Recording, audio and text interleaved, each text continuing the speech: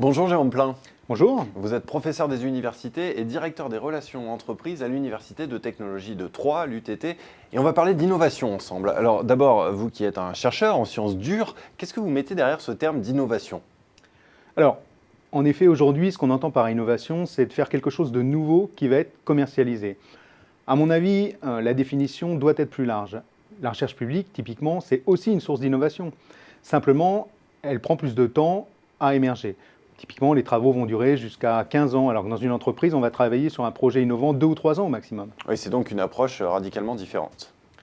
Oui, l'entreprise va devoir mettre en place une stratégie précise pour l'innovation.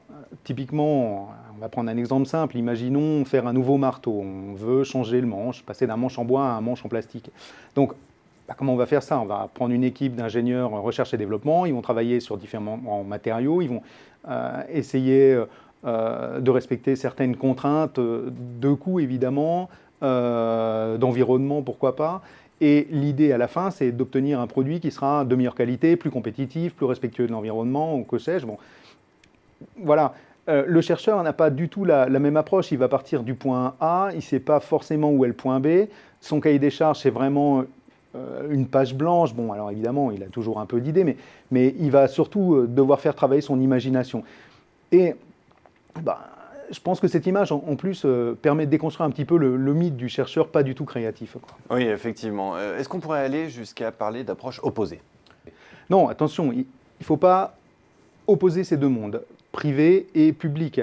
Par exemple, une partie de mon travail de directeur des relations entreprises, c'est maintenant de faire converger les besoins d'industriels avec des expertises de chercheurs qui sont développées pendant des années.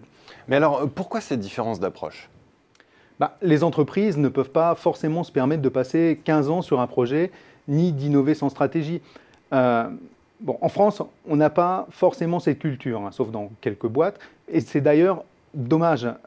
Typiquement aux États-Unis, on va pouvoir facilement travailler sur une dizaine d'idées et à la fin n'en garder qu'une seule. Si on prend l'exemple d'Apple, ça fait beaucoup d'années, enfin déjà quelques années en tout cas, qu'on nous parle de la fameuse télévision d'Apple ou bien de leur voiture, la fameuse Apple Car. Et pourquoi ces produits n'ont pas encore été mis sur le marché? Technologiquement, on a évidemment tout ce qu'il faut, mais c'est qu'Apple sent que ce n'est pas encore devenu viral, entre guillemets. C'est-à-dire, ils ne sentent pas qu'il y a derrière un produit d'usage qui va devenir complètement commun, comme c'est le cas pour le smartphone. Ils sont sur une stratégie de création de l'usage. En fait, si je comprends bien, vous voulez dire que les anglo-saxons privilégient l'innovation dans l'usage plutôt que l'innovation technologique? Alors, on peut dire ça, si on reprend un exemple d'Apple, typiquement l'iPod, on se rend compte que c'est la petite molette qui avait été brevetée. Bon, ça, c'est quand même... voilà, c'est pas ça qui fait le produit. Le produit, ce qui était intéressant, c'était la liberté que ça donnait de pouvoir promener sa musique dans notre poche. Donc, la vraie innovation avec ce produit, c'était vraiment l'usage, en fait. Donc, on peut regretter parfois qu'il n'y a pas forcément toujours cette logique en France.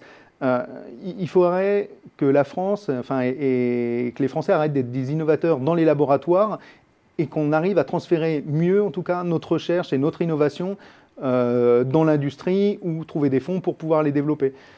Imaginez la perte pour la France que représentent toutes les personnes qui ont eu des idées et qui sont parties les développer à l'étranger parce qu'ils ont trouvé des soutiens financiers. Mais écoutez, le message est passé. Merci Jérôme Plein pour cet éclairage. Merci. Merci.